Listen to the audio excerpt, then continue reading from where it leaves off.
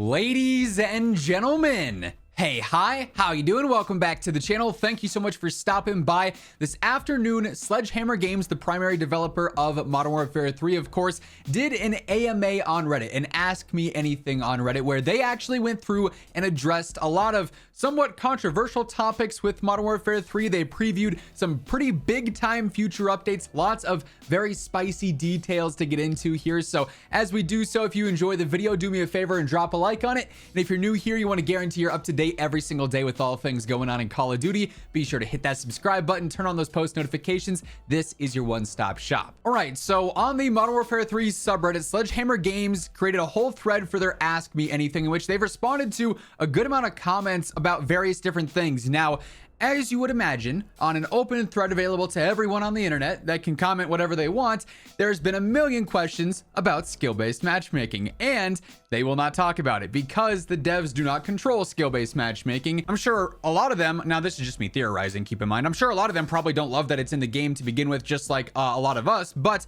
Activision controls that demonware with the servers and everything. That's who does all the skill-based matchmaking. So like Sledgehammer, Infinity Ward, Treyarch, they don't mess with that stuff to my knowledge, and that's why you'll never see them really address that. Now, Call of Duty should address it. It's a problem, but just a heads up, if you're expecting that in this thread, it's probably not going to happen. So the first thing that they actually talk about here is the Gaia skin, aka the Groot skin, and the visibility issues. And they're starting off with some spicy responses. They say adjustments to the Gaia and Gaia Black Cell operator skins are in the pipeline for Modern Warfare 3. In a future game update, we're going to disable this item until said changes can be released to all players. So the Groot skin, which is largely invisible on several maps in this game, basically is going to be removed while they adjust it and change it so that it's more balanced and fair and not a pay to win mechanic. That is definitely some pretty big news in and of itself. Next up here, they talked a bit about hardcore. There were asks about final kill cams, the HUD showing up in hardcore, the Scattermine tactical being ridiculously good. And to this, Sledge says fixes for both final kill cams and the HUD are in progress.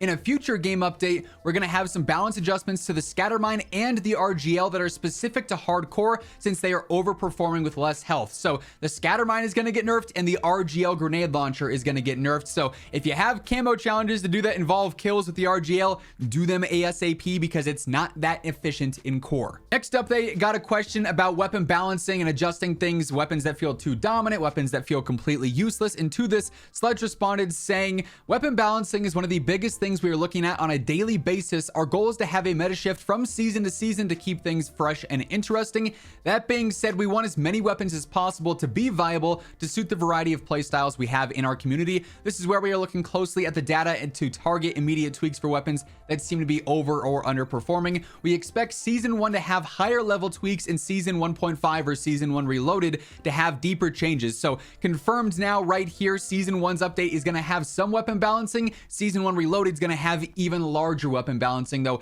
as we get a more diverse and in-depth feel for the weapons in the game and the general balancing we have. Next up, we got a question about grenades, the frags, the blast radius being pretty crazy. They say they are actively investigating a reduction to the maximum damage of frags. These changes will decrease the damage taken by players both at the center and outer edges of the explosion. So basically just a general nerf to frag grenades is coming up. So definitely be on the lookout for that. That'll be a big one. The nade spam is pretty, obvious right now, I guess is the way to put it. This is another pretty exciting one. Disbanding lobbies. I'd love to play again with enemies and teammates. It would help balance the system currently in place. In a future game update, we're going to be testing non-disbanding lobbies with a cohort of players to determine the performance of such a change. If the tests go well, we'll explore a rollout to all players. So this is good news and kind of news at the same time, right? Good news is they're willing to test not disbanding the lobby. So you play one match and you don't immediately find a whole new lobby. You stay in the same game you were already in. That would be super cool to see, since it's been a staple in COD for so long and only recently was removed because of skill-based matchmaking and engagement optimized matchmaking. The downside to this, the sort of not so great part of the bad part, is that it's only going to be rolled out to certain players, and then the feedback of those certain players, we don't know how large this test group is going to be. If it's 1,000 players, 10,000, what the case is going to be. depending on their performance and their experience, then it could impact the entire player base. So we're going to have to stay tuned on this to see what exactly is going to happen with this situation, but at least they're willing to test it. That's a huge step up from what we've seen recently. Will you bring back the 1v1 mode? There are currently no plans for this. However, if there's enough interest, so they're open to potentially bringing back 1v1, but as of right now, no plans. Hey everyone, Gamer Advantage is currently doing a massive holiday sale this week all the way through the 27th, in which everything on the site is going to be 25% off. However, if you use code WhosImmortal at checkout, you actually get an extra 10% discount on top of that. Some select items will even have larger discounts on certain days. So if you're looking to grab a pair of frames, there literally has never been a better time than now. Check out the link down in the description below if you're interested. Have you considered streak looping? It's an option in private games, so it shouldn't be a big deal to enable in public matches. And they say this is something the team wants to try out. One of the cool things about our experimental playlist is that they give us a chance to see how things work out in the wild. Expect to see something like this in a future experimental playlist update. And make sure you share your feedback on the message of the day survey. So the ability to continuously build a streak, say you get your counter UAV, your UAV, and your SAE in one life, you're just done until you die again. In this mode with these streaks looping, you'd be able to get UAV, counter, SAE, and if you build on that streak, get another UAV, get another counter, get another SAE, and keep going and going and going until you ultimately get taken out. That would be a super cool thing. In my opinion, I feel like that promotes more movement in game. It promotes playing the objective more. If you can build on your streaks already, I would love to see that, and I'm definitely excited that they want to see that in an experimental playlist, so we know for a fact that'll be coming now. Another pretty big one, will you add the Spaz 12? They say there are multiple classic weapons from the Modern Warfare series that we're looking to add in future seasonal updates, including shotguns and sniper rifles. So you think back to Modern Warfare games, the most iconic shotguns and the most iconic snipers. For shotties, the Spaz 12 for sure. Also, the Model 1887s. I would almost place money on a bet saying that those are going to be returning. For snipers, we already have the Imperium and MW2, but it's not a one-to-one of the intervention. Also, the Barrett. I feel like those are two of the more iconic, Modern Warfare weapons. We already have the Moors as a league sniper as well, so we've got some interesting things coming up for new weapons in future seasonal updates. This one's a bit of a bummer, but at least we have clarification on it now. Is there any chance we'll get custom reticles back? No plans for custom reticles at this time. I, for one, am a huge fan of custom reticles. I love that back in MW 2019 with your T-pose reticles and the blue dots and this, that, and whatever else.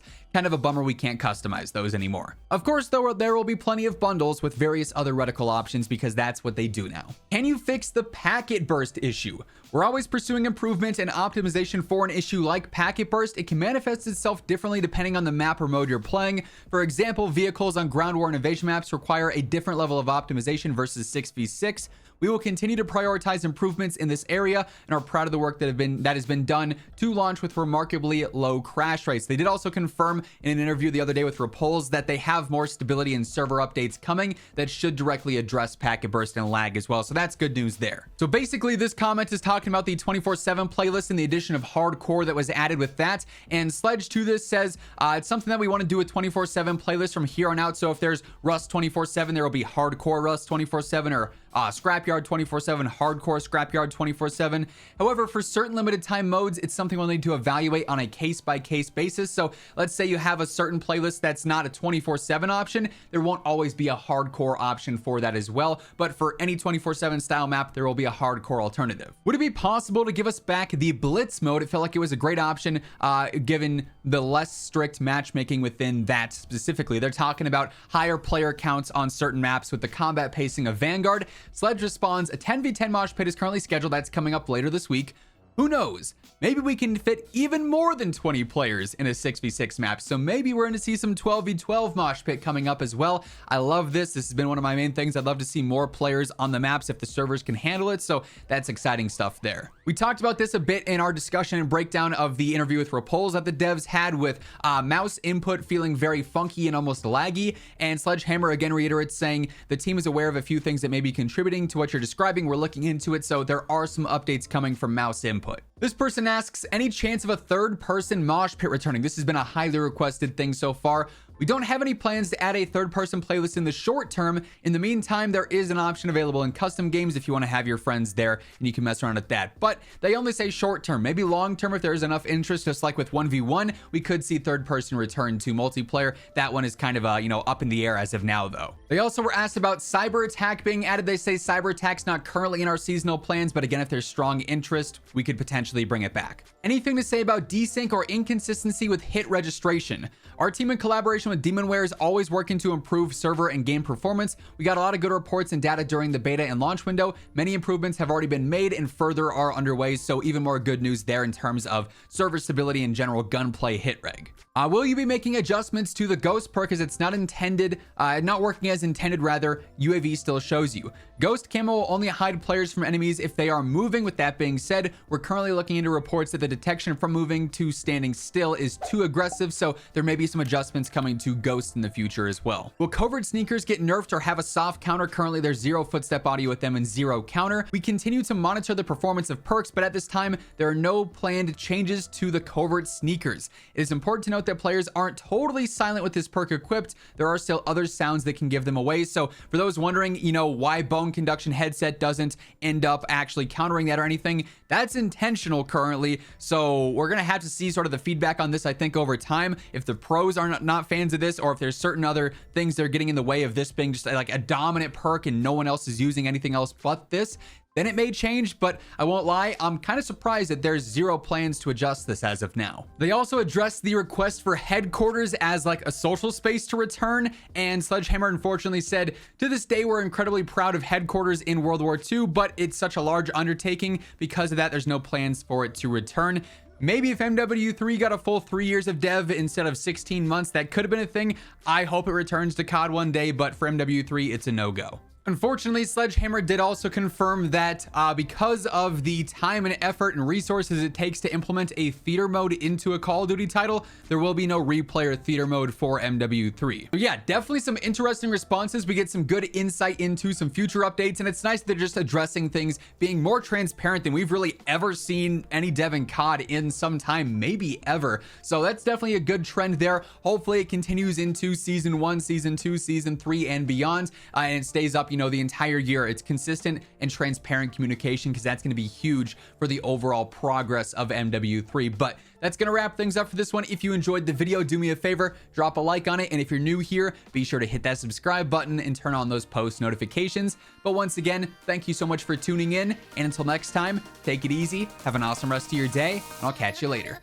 Peace out.